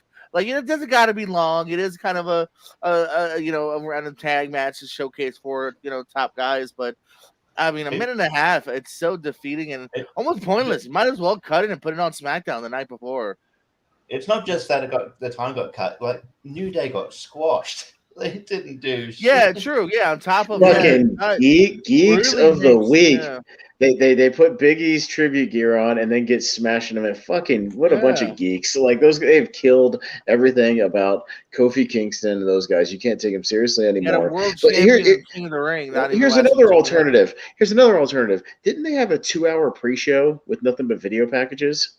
Yeah, Or that an was the hour other word pre-show? this year. Yeah. Why couldn't you at 15 minutes before the show officially starts bring those guys out, give them 10 minutes, and do a match on a pre-show even on the pre-show just to get the crowd warmed up before That could have WrestleMania like been they done at usually do? 7:30. Give them give them 10, 12 minutes. Kind Yeah, of give like them 10, 12 minutes, AEW 7:30. recently. The last AEW pre-show, like they gave time to those matches. Like it felt like a real bonus. So yeah, give them a real time. Let them come out at 7:30. Give them 20 minutes. You know what I mean? If you want. So you know what I mean? Be as kind of like a coping of like, okay, you're not really on the main show, but hey, we're giving you fucking time. And you know what I mean? So yeah, we're decision making. We really needed to know what Ezekiel Elliott of the Dallas Cowboys was thinking about WrestleMania. We really needed to know that. Austin drank beer longer than these 4 men wrestled. Everybody did everything longer than these guys wrestled. Vince McMahon walked around before the match started longer than this match actually went with his match with Pat McAfee. Like taking off his jacket and shit went longer than this fucking match. Like it's very stupid. similar to when it's actually very similar to like you know the Oscars have that issue of well we're going to cut these awards because we're running over time. They still ran over time and they had stuff they could have cut out. They could have cut out some sketches. They could have cut out the K-pop band talking about Spider-Man. But so it's like they both things had the same issue where it's like oh we need to cut time and they never actually they still kept stuff in that they didn't need to be there. Yeah. Just whatever. Just put it on the pre-show. Just put it on the fucking pre-show. Give them 15 minutes. It was such a simple solution. Just get the crowd warmed up before. Yeah, they always have they usually sometimes have a match on a pre-show anyways. Why couldn't it have just been that one and give them 10, 15 minutes? Easy solution. Easy solution. Yeah. Or you could cut 4 to 5 minutes off of Edge AJ Styles. Oh my God, this match dragged so fucking long. Oh my God, was this match like a drag? Sorry, dude, this match was a drag. Edge has it in his contract. Edge does not do less than 20 to 30. Because I agree. Like, a couple of years ago, Edge and Randy Orton. That I think that's still going on now. That was ridiculously on TV right now. It just got so boring. It was nearly 40 minutes. Dude, Edge and Orton. Dude. This one was 24, but it felt much longer. This match felt like an hour. This match felt like a fucking hour. Dude, this is a match also that I would have loved to see in like 2004. I'm sorry. I don't want to see these guys in 2022 having a match. Like I don't want to see damn near 50-year-old, guys that I loved 20 years ago, having a match now. I just think it's so they have to deliberately slow the pace down. Like all their spots are in slow motion. And yeah, it just went way too long. That should have been like 13 minutes tops, 13 minutes max. And then, you could have given another at least 6-7 minutes to the Sheamus match, whatever. But yeah, oh my God, this match felt like an hour. Just went on and on and on and on and on. I thought this match was pretty good. It was one of the matches I was looking forward to because other than the rest of the card, it felt like a Mania match. I think the first spear that Edge gave to anybody was when he came back to the Royal Rumble was to AJ, even though the fucking camera missed it. But yeah, so the story there, and I didn't mind the build up. I thought it was good, and I think these two had a good match, and they did have a good match. But I fucking hated that finish. I understand, it's cool. I like Damian Priest, and I like, it's cool, exciting thing. But I hate the fucking finish that they always do. It's like where wrestler gets distracted by gets distracted themselves. Where he could have just still done the move, but no, he got distracted by someone who was just standing there, wasn't actually doing anything. Dumb decisions. Yeah, dumb booking. That was like a SmackDown finish, why is this a WrestleMania finish? Like that was like a TV finish, one you get every week. Yeah. Sorry, I didn't like any of this. I didn't like any of it. I thought it was a good match. You do feel the length. Unfortunately, I don't think this. A lot of people, including myself, was hoping this to be, match of the weekend. Unfortunately, it wasn't. I don't hate the finish, but it was a bit of a taking out the wind beneath your sails, kind of lackluster. Oh, okay, it's kind of a wonky, finish of he sees Priest and whatnot. I liked it. You know what I mean? On paper, it was definitely a Mania match. These are two guys, like Richie said, they've been teasing this kind of since day one. In a way, it's a match that we've never gotten and never thought. A couple of years back, we never thought we would get. When Edge retired, Edge was nowhere near WWE. But it was good. I feel like this is actually something I kind of do want to see again. I feel like they could take it to the next level at Backlash if this were to continue and whatnot. So it was good. But yeah, there was something missing from it being like the next level. Like, oh, that tore the house down. Like, maybe taking out a few minutes would have helped. Not only for helping out other matches, getting time, but just in general. Like I feel like I don't know if it's Edge, if it's the producers or what, that feel like you always need a 25-30 minute match to get like your juice out of it. You don't necessarily, you know what I mean? I feel like if you did take out some fluff and if you started into gear 2 a little sooner, this could have been next level. Yeah, I will say, if you hated the finish of, if anyone hated the finish of the WrestleMania match, you're gonna hate the finish of AJ and Damian Priest on Raw. That was anyway. But at least though, the excuse to that is it's Raw, it's not Mania. You know what I'm saying? Yeah, I know it was, but yeah, it was just. I'm wondering if like the WrestleMania Backlash is not just a rematch between Edge and AJ, but like maybe a tag team match. Who does AJ get as a partner? Almost. Oh no, wait, we did that. Finn Balor. Although I think they kind of finished the Balor Priest thing, but I could see them maybe as a mutual respect sort of thing. AJ and the Demon. Man. Yeah. If he wasn't the best partner he's the best partner you can have right now. He's the most dangerous human being on WrestleMania. We'll do Grayson Waller. If it wasn't for if he wasn't an AEW, I'd say it'd be kind of funny to do Christian. AJ. Yeah, that's the only bad part about Christian going to AEW is we never got the ENC reunion that I wanted. Mm-hmm. But, yeah, you notice how I completely ignored your Grayson Waller Australian accent. Grayson Waller! Why? Because it was so good, you were jealous? Yeah. Oi! But yeah, I do think like it's clear that Edge is building a faction because there's rumors of Rhea Ripley joining. There's rumors of Tommaso Ciampa, who actually debuted on Raw today. Didn't do much, but he debuted. And so there's rumors of that being a faction. So I could see AJ kind of counteracting that with something. Maybe that's the partner, and Ciampa turns on AJ. That's what I was about to say. Yeah, maybe that's the way they do it. Anyway, it's definitely interesting. I don't mind it. I think the match was a little long, and I just didn't like the style because I think when AJ, works a faster paced match, it's definitely better in my opinion. I think Edge can still work a fast paced match, but anyways, you just have 15-minute matches, not fucking half an hour. You don't need. Yeah. Speaking of 15-minute matches, and somebody I did not expect to have a 15-minute match at WrestleMania, Stone Cold Steve Austin, who was the guest on the Kevin Owens show. And I like that they didn't go 10-15 minutes with the talk show segment before getting to the match. It was just kind of almost to the point. It's like, yeah, I'm here to challenge you to a fight, and then we get into it. And it was a decent match. I mean, for somebody who hadn't been in the ring in a match in 19 years, it was good. I didn't expect him to take some of the bumps he did, like the suplex on the floor. Oh my god! I wasn't expecting that. Yeah. Like I was just fully expecting to be the talk show thing, but like once it kind of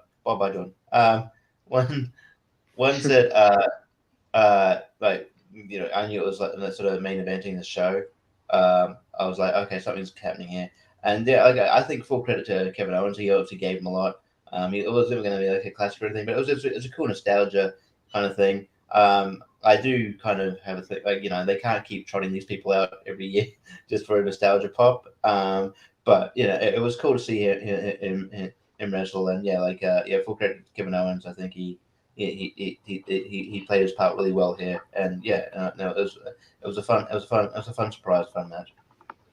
Yeah. The fact that I thought, like everybody else, it was going to be, a couple quick spots in the ring. Maybe he, does the mud holes in the corner, maybe the loose Thez press, and then, stunner, whatever. And it turned into like an old school kind of stone cold brawl that he used to have back in the day, where they're kind of brawling all over the place and up and down the ramp. And but yeah, him doing all the suplex on the concrete, and then doing even the two up on the ramp. He's still giving a suplex, which is still something. And I guess he was feeling okay, and he's perfectly fine. He's been keeping himself in shape, and I think it's one of those things where, if they had announced that it was going to be a match, I think it would have been interesting. But I think what it was Stone Cold himself was probably leery about announcing a match and then maybe not being up for it, and not being able to do it. So he just kind of tentatively was like, okay, we'll do it if I'm feeling good. And yeah, he looked good. The crowd was into it. It was simple, but it was everything I think it needed to be to get the crowd going. And I thought it was really entertaining. Yeah, and I never expected to say Kevin Owens, WrestleMania main eventer. I think he's got the talent. I just didn't think that WWE was going to put him in that slot. Yeah. Never doubt my cousin again. But what'd you think of the match segment? Yeah, my computer froze, so I apologize if I repeat everything you just said. But No, it was a weird build because it was a very like what exactly is it? It's just an interview segment. Are they going to maybe fight for a couple minutes, stunner in the end? I don't know if it was just simply to curtail expectations, so that way people didn't overthink when they thought, oh, Stone Cold another match. But it was actually in the end kind of fun. You know what I mean? A little build up to it of. Okay, just they got the chairs. It's a talk show segment. Okay, this might just be a stunner and a beer bash, and then no, I came here to challenge you for a match, and then Stone Cold, all right, you son of a bitch, and and man, you know what I mean? Like I don't know if Stone Cold, has been watching Edge and Sting and seeing all these guys still doing it at a high level and felt a little froggy if Kevin Owens just was been in his ear, but it was fun, man. Stone Cold throwing out the classic Stone Cold stuff, the stomps. Brawling, taking a suplex, on the ground. It was fun, man. It was something unique, something I didn't think we thought we'd ever see again. I felt like the window of a Stone Cold return expired 5 to 6 to 8 years ago. You know what I mean? There's talks back in the CM Punk days and whatnot, and then it never came to fruition. But we got it here in the year 2022 for the first time since 2003. We had it, and like you said, about a 14-minute match here. Like they brawled, they fought. It was entertaining. You know what I mean? He took a stunner, he gave a stunner. It was fun, man. It was interesting. It was a nice pop moment, when it happened. So yeah, man, fun times. Mm-hmm. Yeah, it was a fun way to end night one. And then we ended night two with the winner takes all match. Roman guys, Rock the biggest match in WrestleMania history. This was the biggest match in WrestleMania history. This was bigger than Hogan and Andre, bigger than Hogan Ultimate Warrior, bigger than Rock and Stone Cold all 3 times. Yeah, bigger than Rock and Hogan, bigger than Rock and Hogan. The greatest WrestleMania match of all time, the greatest match of all time, the greatest Mania. Just, I understand you want to hype. I understand you want to make it. But like you got to let things get over organically. You can't force that down everybody's throat. Yeah, you can't just tell people that and expect them to accept that. Come on. I don't feel like the good outweighs the bad in this situation. I don't think anyone's going, well, my money wasn't down yet. I wasn't going to pay for a ticket for Peacock until you told me it was the greatest. Now you have my money. If anything, you're setting expectations to fail. Just like the Raw the next night. I know we're not on Raw yet, but like they hyped Raw to be something special last week, and it sucked as far as moments. But it sucked because of moments because they hyped it. Same thing with this match. You know what I mean? We'll get to this match. But this match is fine. I don't know if it got curtailed because of injuries or whatnot for Roman or whatnot, but this was fine. Kind of your typical Brock Roman match. Not a bad match. Big implications. I love these characters more than I love this match. I've enjoyed Brock's new turn. I've loved Roman more than I've ever loved Roman. With the Tribal Chief, yes, my Tribal Chief. I actually like too that in the end this bookended with the Bloodline. Uso started, Roman Reigns finished. They bookended Mania. It was fine. We got both titles. Let's see how long that lasts. They're teasing maybe even the tag titles getting together. I know that's what they were teasing last week. So, the right man won. I'm glad Roman won. Let's keep that going. It's something special, whether it's The Rock or even Cody is what should end it, not another Brock run. So I'm happy with that. Yeah, I thought even in terms of like Roman and Brock, this was one of the weaker ones. I felt like they were short on time, and also I think Roman was just good at selling. I don't think he there was question there about the Kimura, but I think he's fine. Even though I think it's just I think it's his character saying that his shoulders out. I think he's fine. But when Roman felt the back and speared him and he got the pin, it felt very abrupt. I'm like, oh, that's it. Okay. I'm used to five, 6 spears in, but it was just it's just one spear up. I'm like, okay, that was weird.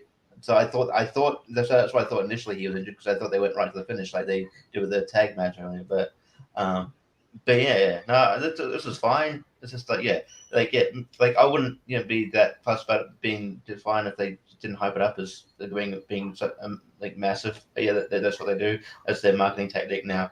But it wasn't. I wouldn't call it a WrestleMania main event. Where night two overall was generally weaker than that one, but it was fine.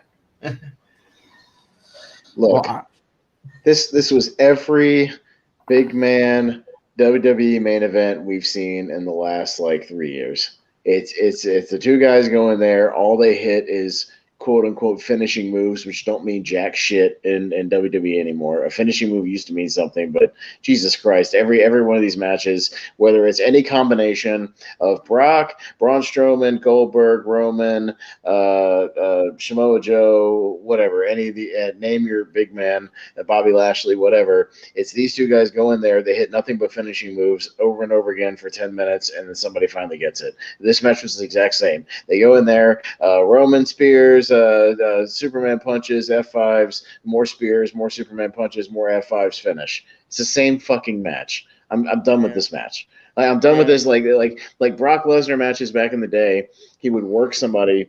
I know he's not 20 years younger anymore. I get it. But during his main run, Brock used to have classics, legitimate classics, with Kurt Angle or even Undertaker, whoever, and they would actually work a match, and it wasn't just them going in there and hitting 90 million finishers in a row. And that's what every one of these matches has turned out to be. It was nothing special. It was the exact same format I've seen over and over recent again. Man, you put him in there with somebody like a Daniel Bryan and AJ, a Finn. We've had some good ones recently too, but it just seems like when you put him in there with another heavyweight, that's all it is. It's the same heavyweight match. It's the same heavyweight match. They all have the same exact format, bro. I remember watching one of those pay-per-views last year or was it last year's WrestleMania with Goldberg and Braun Strowman with the no crowd one, or was the one before that? Whatever it was. 2 years ago. And it was the same, but it was the same thing. They go in there, Goldberg hits a spear or two, then Braun counters one into 3 power slams, and then another spear, and then a jacket. It's the same match. It's the exact same match. They don't know what to do with these guys.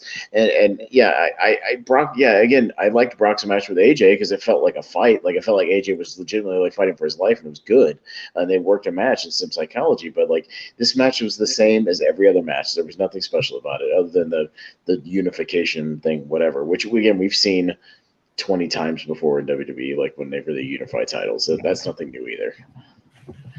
Yeah, I think Brock definitely has more motivation when he's wrestling the younger guys who can do more stuff. But it's you can still lay out if you're booking the match, or if you're one of the agents to not make every heavyweight match it's the exact same. But some of those unrated matches with AJ, with Daniel Bryan, with Finn Balor, he had a really good match with Finn Balor.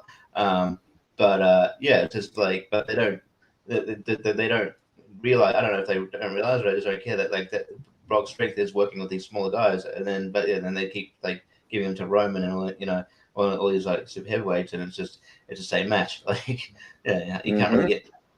Yeah.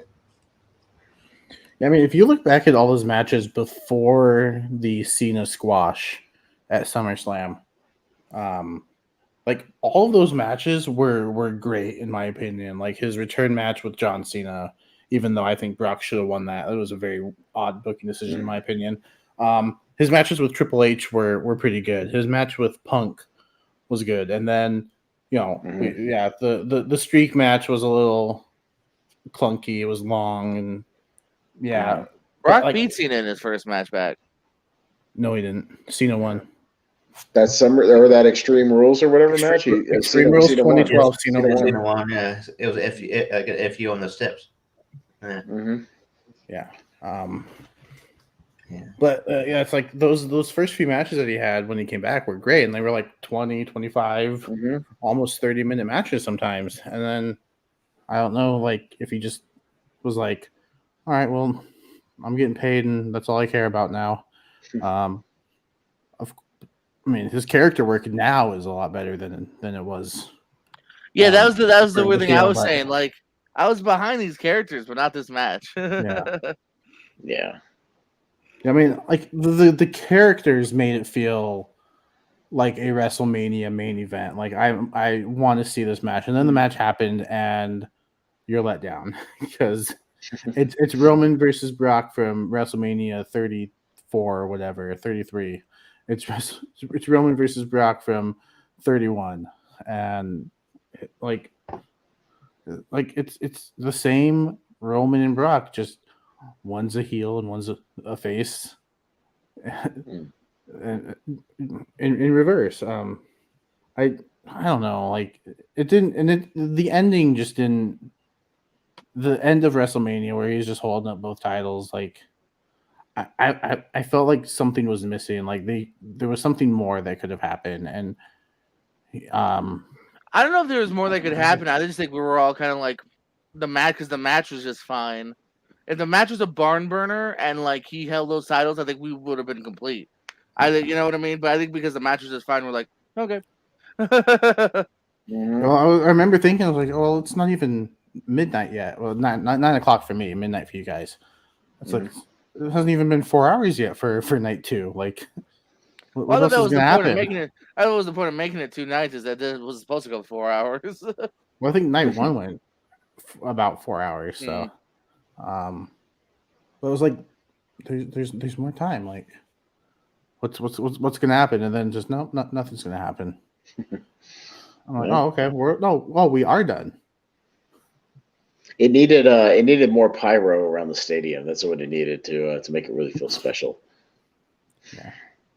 So I don't know. I hope we haven't seen the last of Cowboy Brock.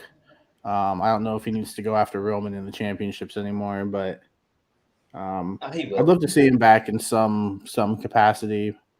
So yeah, he's fun. This one is I think I was looking forward to this match because they were those two guys. I think they were in their right position where Roman should be a heel. Brock is a great, turned to be a great face, but it just proved to be every other match they've had. Yeah. But yeah. I would love to see Brock come back and like win the IC or US title. Just like, I mean, those titles don't get defended, every 90 days anyway. So we'll beat squash Ricochet again. Yeah, I don't know, that'd be something fun. I don't know if he'd do that. So he could get a partner and go squash Kofi Kingston again, in 10 seconds. He can do it. I mean, yeah, exactly. If they're getting beat like that, it's like, well, yeah, what's the point? But yeah, I don't know. I just like to see him work more, workhorse guys, again, and put out some more bangers. Yeah, I picture it now. Picture it now. New Day of the next year. New Day of the Tag Champions, and defend against Brock Lesnar and Nicholas by himself. No, you bring back Nicholas. Making his return. Yeah. What they should do whenever the time is right, the math wise, even just take somebody from developmental that's jacked and build him as Nicholas. be like, Nicholas is back and he's pissed off. Like, you know what I mean? Like, it doesn't have to be the same kid. Just tell us the same kid, you know? Well, it could be. I mean, his dad's a referee. No, if he follows through, cool. But I'm just saying, even if he doesn't, I would totally be down if they were like, school's out and Nicholas is in, you know? Don't they have someone in developmental who looks like Brock Lesnar, that Parker Bordeaux guy? I think his name is. Well, the dude looks like Brock Lesnar is what Joe Gacy's dude. Yeah. So I think that was his initial name was Parker Bordeaux. I don't know if they could bring that in, but yeah, they seem to like do that. There's also a guy in developmental they signed recently. It looks like Randy Orton. I don't know if they're just like, oh, you look like someone famous, like a bigger wrestler. Well, we can push you to be that bigger wrestler. Anyway. Yeah. Well, now they just want a bunch of college athletes. Yeah. Anyway, let's go around real quick. And what would you, on from 1 to 10, what would you give this WrestleMania, Richie? I'd say there was enough good stuff on it, so I'd say give me a 7. It's not terrible WrestleMania, but it's not one. It's just sort of middling. Austin. I actually thought it was probably one of the better overall. If you look at the big picture, I thought it was some of the more entertaining stuff we've had on WrestleMania, at least in the last 5 years. So I would say it's more like an 8 out of 10. Like I thought the lows are really low, but they were also very quick and didn't take up too much time. But I actually thought the stuff that was entertaining was really entertaining, and I thought a couple of the women's matches that were good, the scramble, the men's scramble was fun. So all the Stone Cold stuff was fun. Pat McAfee was fun. The Johnny Knoxville stuff was fun. Logan Paul was. I think there was more good than bad overall. So in that case, I think with any WWE show, whenever you have a majority of the stuff is good as opposed to bad, I think that's pretty successful for them, especially with their track record lately. So I would say it's one of the stronger WrestleManias probably in the last 5 years or so. So I'd give it a strong review. Yeah, here to recommend. Jordan. We've got a 7. We've got an 8. Let's have a 7.5 for me. It's good enough to recommend. I don't think you're gonna walk away hating it, but there's not enough for me to go, I would say, higher than a 7 because of the kind of lackluster main event that puts a big damper on it to a degree for Brock and Roman. Being good, but not being that real ending of a cap for me here. A couple of mid card matches I don't care about. Again, you got to have a full card, I feel, to get into that 9 and 10, especially if it's Mania. But good enough to definitely recommend here, man. The good I think does outweigh the bad here. I think enough to recommend. Yeah, Jonathan's giving it an 8.5. 8.5, not bad. I'm with Austin. I'm gonna give it an 8 out of 10. I think, like everyone said, the highs were really high, the lows were really low, but the lows were quick, like that Sheamus. Like, yeah, it was quick. Like you didn't have time to be disappointed before moving on to the next thing. I think all the celebrity matches over delivered, so that kind of boosts it in my opinion too. So yeah, and I think seeing Stone Cold in the main event for after 19 years was really fun. Really brought out the kid in me who loved Stone Cold as a kid / teenager. So yeah, I loved it.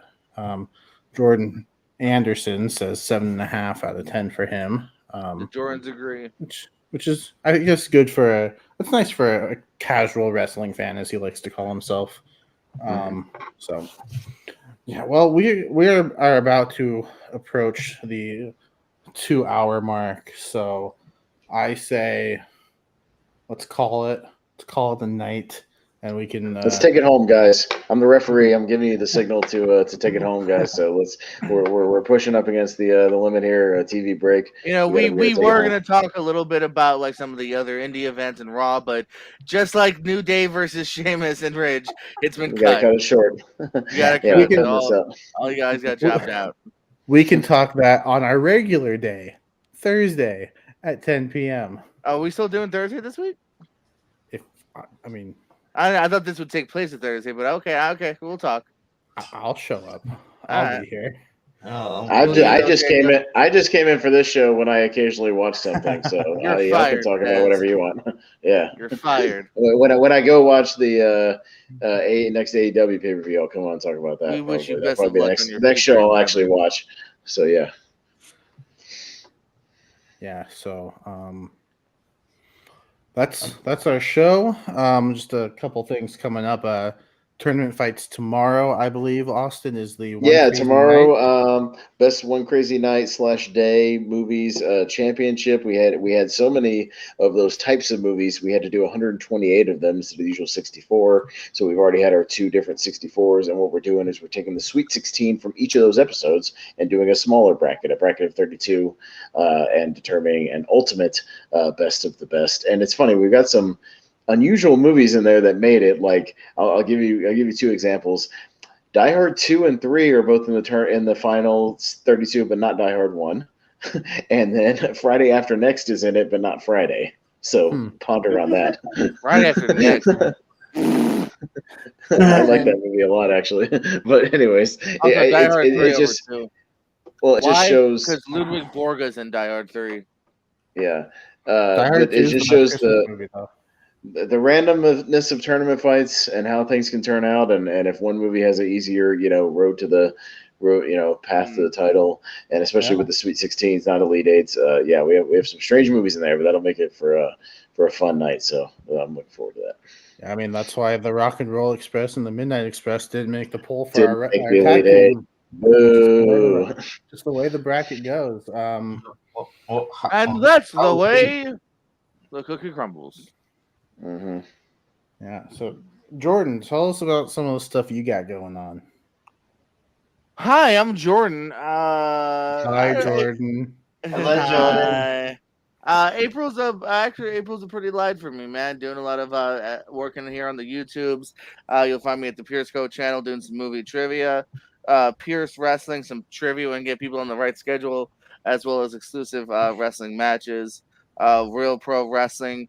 Still got a little bit over a month from our big May 27th event, as well as May 28th, the big Fighting for a Cure cancer event, big event I'm involved in as well over in Tampa. So. Yeah, and Richie's muted. I'm assuming his dog is barking. I thought it was about to bark. Well, while his dogs are barking, I'll just say Poseidon is in the tournament of 32 tomorrow night. Just ponder on that. Oh, okay. And Richie, are you on that episode, Richie? Yeah. Yeah, he is. I always hang around. So I'm on that episode. I sign up for so much stuff that I have to get Jordan to remind me I'm on this episode. Yeah. You have a phone. Put it in your calendar. Put it in that calendar, son. I have so much. I gotta use that. I use that. I wear out that calendar. You sign up for trivia on other people's channels, and then go, wait, I'm on another show already. Then Brian Nussbaum has to tell me my own schedule. Brian Nussbaum knows your schedule better than you. I know. But anyway. So I'll be on that. I'll be on probably the general movie trivia on Jordan's own page. See how that goes. And you can find me around the spot. Obviously on here now. I will probably talk about it in the next episode, but just want to give a shout out. FTR Briscoes, great match. Anyway, so yeah, that's me. Let's cut for time. We don't talk about it. I just want to get that in there before we finish. Yeah, and you can catch me. We're doing the Lonely Marks podcast, rebranded. Austin and I will be doing a podcast about movies, but instead of going Saturday, because I will be on Rankum talking Jim Carrey. Bullshit. I want on that one. I want that one too. You better talk highly of Eternal Sunshine. I did too, but he probably already signed up whoever was going to sign up. So, oh well, that's fine. Everybody can be on it. I'll put in a good word for you guys. We'll just do our own Jim Carrey ranking after. Put me on that. Yeah, we'll be talking Jim Carrey on Rankum on Saturday, but Austin and I will be going live Friday at 9:30 Eastern, 6:30 Pacific to talk the Razzies, and the Razzies got it wrong. What we think the Razzies got wrong, because we like to keep our show positive. We don't So we want to keep it positive with their negative stuff. We're going to go through and each make our own little list of stuff. We'll browse the Wikipedia page, and not necessarily all winners, even things that were nominated, but I'll write down different.